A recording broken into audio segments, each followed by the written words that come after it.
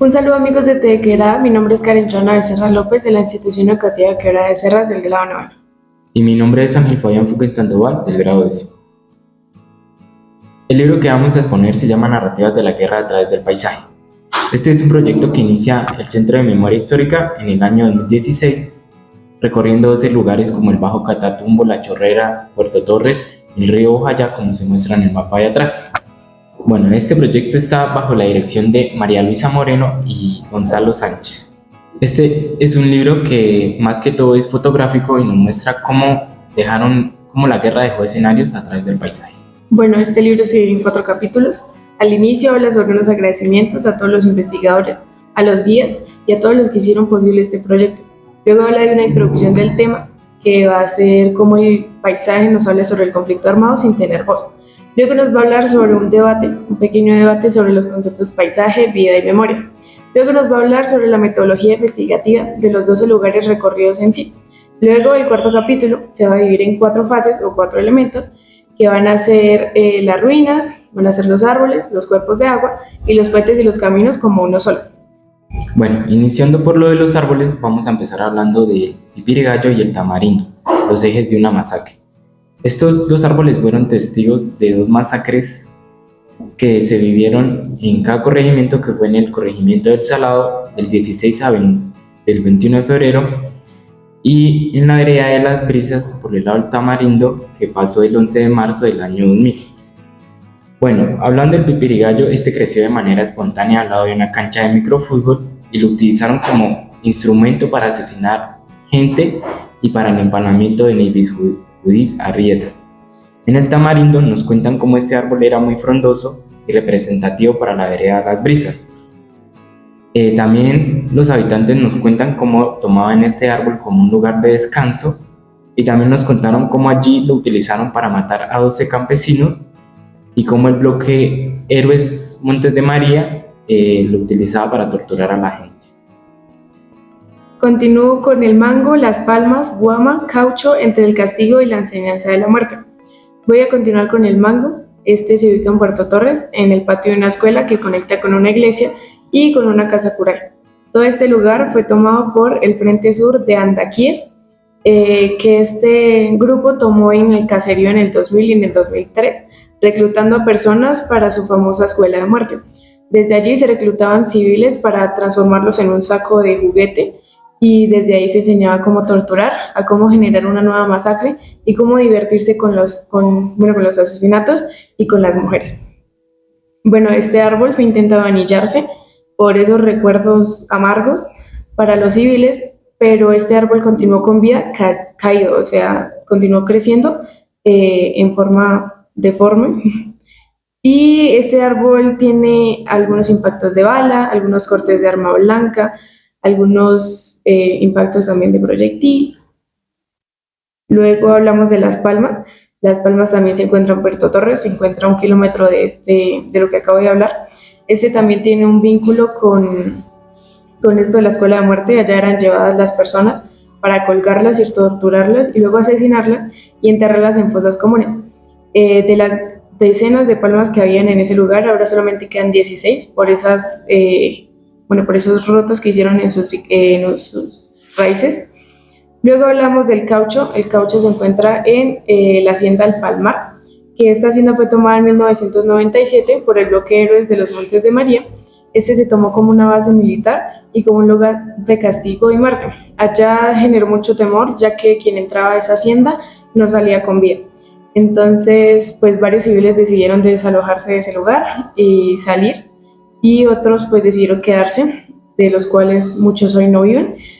Cuando este grupo decidió salir de esta hacienda, la fiscalía exhumó 75 cuerpos, pero en total habían 500 demandas de civiles que decían que todavía sus familias estaban ahí. Luego hablamos de la guama en Argelia. Pues de este árbol no hay tanta información, porque Argelina, que era nuestra guía, nos llevó por el monte. De ahí ella le sorprendía mucho que había ganado y que había siembra de café, porque antes cuando decidieron tomar este árbol, pues era completamente plano y completamente seco, era como un desierto. Cuando ella llegó a este árbol, se sentó en las raíces rompió en llanto y dejó un profundo silencio, el cual solamente quedó grabado en una fotografía. Bueno, continuando hablando de árboles, seguimos con el frailejón y el guacamayo, la naturaleza como escudo. Bueno, hablamos del guacamayo, que este es un árbol que crece a 30 metros de altura y vive sobre los 500 metros a nivel del mar. Bueno, del guacamayo nos cuenta cómo este es un árbol que crece a 30 metros de altura y vive a los 500 metros sobre el nivel del mar. Este árbol fue un testigo silencioso de enfrentamientos entre las FARC y el Ejército Nacional de Colombia. Este árbol fue marcado por un proyectil mientras el Ejército Nacional Colombiano combatía por el aire. Las FARC estaban bajo su sombra. También nos cuenta cómo bajo su sombra también lanzaban ataques y hacia la población para tomar el control sobre la población. Nos siguen contando sobre el frailejón, que se encuentra en el páramo de Sumapaz y crece de 1 a 4 centímetros cada año, y cómo lo utilizaban para la supervivencia haciendo trincheras y utilizándolo como escudo, y bajo sus hojas los soldados, los combatientes, utilizaban sus ojos como un abrigo para que no les diera hipotermia. También los usaron como fines médicos para las heridas que dejaba el conflicto entre los enfrentamientos. Bueno, acabamos el primer elemento que van a ser los árboles y continuamos con los cuerpos de agua. Inicio con controlar y regular el catatumbo y el vaupés. Bueno, hablando del catatumbo, el catatumbo se encuentra en la Gabarra. Este fue tomado en su totalidad por los AUC. Desde ahí crearon retenes, bóvedas de tortura, bodegas y puestos de vigilancia. Este río completamente negaron el paso a los civiles. También recogían a gente que estaba circundante al río y la llevaban a los puestos de tortura para divertirse. También violaban a las mujeres. Luego hablamos del vaupés. El vaupés también fue tomado en ciertas partes por las FARC. Desde ahí los indígenas decían que el vaupés fue su símbolo de vida, por ello mucha gente vivía circundante a él. Pero cuando las FARC tuvo presencia, los indígenas decían que ya habían asesinado al río. Muchos de ellos se fueron y otros se quedaron por el respeto a sus tierras y a su río, y pues varias familias se separaron ya que las FARC decidían unirse en embarcaciones, recoger a los niños menores de edad y llevárselos en el río. Bueno, pues era frustrante para las madres. Una experiencia contaba que de un momento a otro se llevaron a su hijo y ella no podía subirse en una embarcación, que estaban tan cercanas, y pues porque si se subía a esa embarcación y navegaba en el río, desde un puesto de vigilancia le iban a disparar hasta asesinarla. Bueno, castigar y resignificar, Lago La Pelona. Este es un lago que fue creado por la comunidad en San Onofre, que queda en Sucre. La comunidad hizo este lago con el fin de haber una estabilidad económica y laboral. Tiempo después, alias Cadena, el comandante del bloque Montes de María, llega aquí y elige este lago para hacer un criadero de sábalo, de peces. También cuando la población incumplía las órdenes o cometía una falta, la castigaban limpiando el sucio o recogiendo así ají, yuca o berenjena. Cuando las mujeres llegaban a cumplir su condena o castigo, después de que salían, los soldados del comandante violaban a las mujeres. Ahora vamos a hablar de desaparecer para la soledad del Catatumbo. En este capítulo voy a hablar de los cementerios más grandes de Colombia. Algunos de ellos fueron tomados por el bloque bananero y por el bloque Catatumbo. Ahí cumplieron su doble propósito, que uno era desaparecer a las víctimas y a los civiles, y otro era dejar mensajes de horror. Sus mensajes de horror eran dejar cuerpos flotando en el agua, o dejar fragmentos de los cuerpos río abajo, o amenazar a la gente y no dejarla transitar ni siquiera para comer. Bueno, continuamos con manipular y envenenar, la Larga, el Tumarado y el río Bojayá. La Larga y el Tumarado. Bueno, al mediados de la segunda mitad del siglo XX, estos ríos fueron alterados por los grupos armados para establecer canales por estos canales llevaban madera que se encontraba en la región. En el río Bojayá, nos cuentan cómo era un río enfermo por causa de los contaminantes de la coca y de los laboratorios, ya que todos estos químicos iban a dar a un cauce. Bueno, acabamos con el siguiente elemento, ahora seguimos con las ruinas. Este se divide en dos, en lugares comunitarios y en lugares creados por y para la guerra. Inicio con lugares comunitarios, inicio con la vereda Puente Linda, que allí en un monte se mira una casa de 2 pisos que la naturaleza intenta invadir de nuevo. Esta casa fue deshabitada en 1999 hasta el 2004. En este momento las FARC deciden tomarla como una base militar y una base en donde crear nuevas masacres para controlar los límites de Antioquia y el Caldas. Luego voy a hablar de Cabarra, que se encuentra en el Bajo Catatumbo. En 1999, paramilitares decidieron tomar este lugar y tomarlo como propio y algunas casas tomarlas por números para que esos números los tuviera cada propietario nuevo. Las marcaban con los números y las destinaban para casas de tortura, casas de violación y algunos eran para casinos, para juegos de diversión, para oficinas de procesamiento de drogas ilícitas. Y cuando los civiles decidieron retornar, se negaron completamente a utilizar las casas que tenían números, ya que ahí, bueno, una testigo contaba que ahí mataron a su vecino, otros decían no, ahí procesaron drogas, de ahí vendieron, en otra casa violaban mujeres, entonces se negaban completamente a habitarlas. Luego hablamos de La Tunia. La Tunia fue una zona de caserío, una zona de distinción entre el ejército colombiano y las FARC. Fue completamente desalojado por la firma de paz. Ahí solamente queda una tienda de aprovisionamiento de armas. Y luego voy a hablar de Cabarra, la Serpentina y el Taladro. Estas son 2 instituciones que fueron tomadas como bases militares para los enfrentamientos. De ahí, en algunos momentos las tomaron las AUC. Ahí se alcanzan en las ruinas a todavía ver ciertos muñecos o ciertos dibujos que dejaron los niños de primaria. Luego hablo de la Quiebra en Antioquia. Esta es otra institución educativa que fue tomada también como una base militar en varios momentos. En unos momentos fue tomada por la guerrilla y en otros momentos también fue tomada por las paramilitares. En las ruinas se alcanzan a ver los pupitres y los tableros y también ciertos dibujos que en el libro decían que habían grafiteado o habían dibujado niños desde hace 15 años. Luego hablamos de Gerardo Valencia Cano. Esta es una institución educativa que se encuentra en Puerto Torres. Esta ya no fue tomada como una base militar, sino fue tomada por el Frente Sur de Andaquíes y esta fue tomada como una escuela para matar, torturar y para realizar la desaparición forzada. Aunque su fachada la hayan pintado, detrás de esa fachada se encuentran todas las ruinas.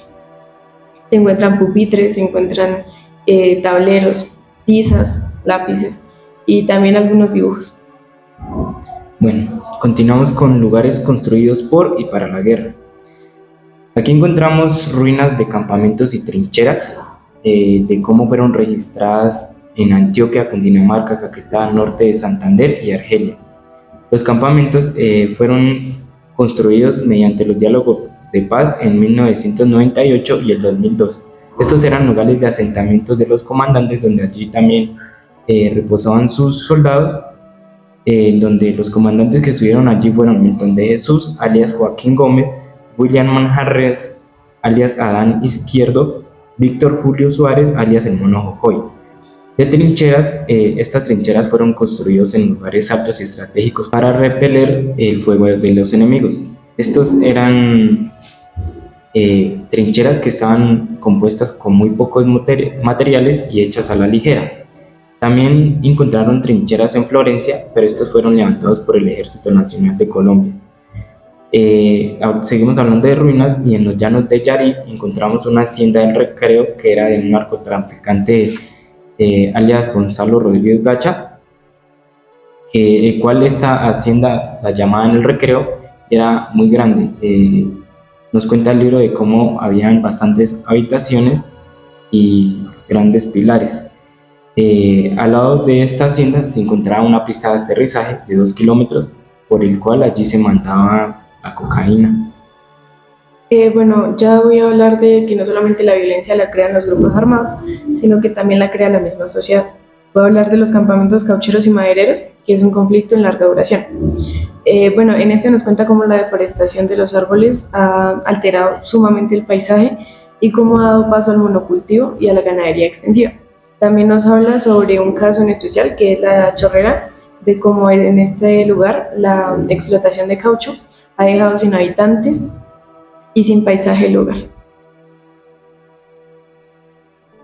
Bueno, continuamos hablando de caminos.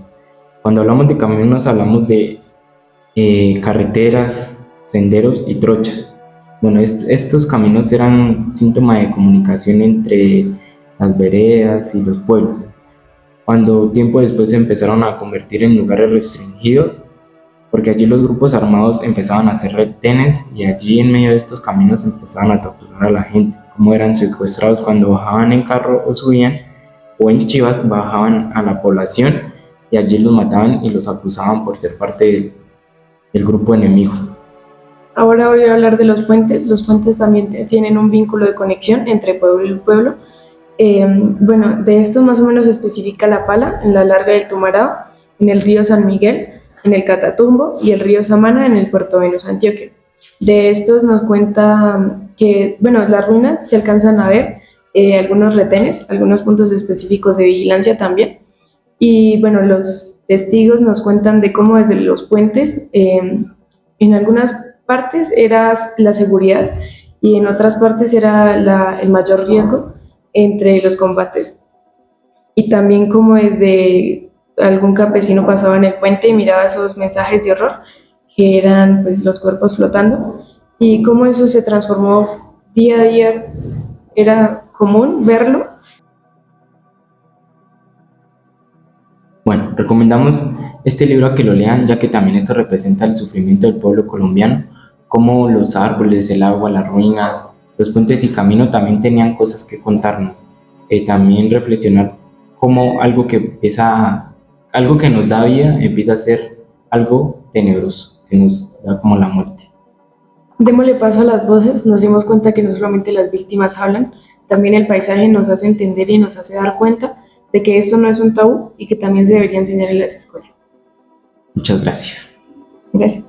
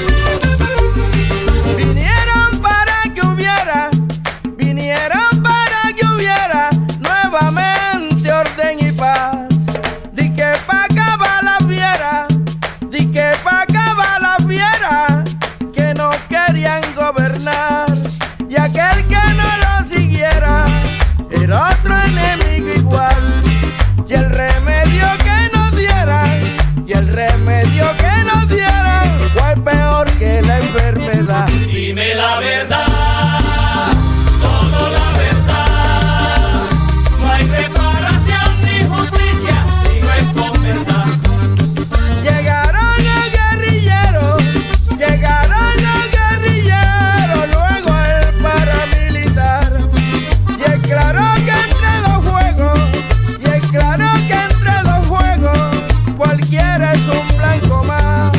La sangre te pone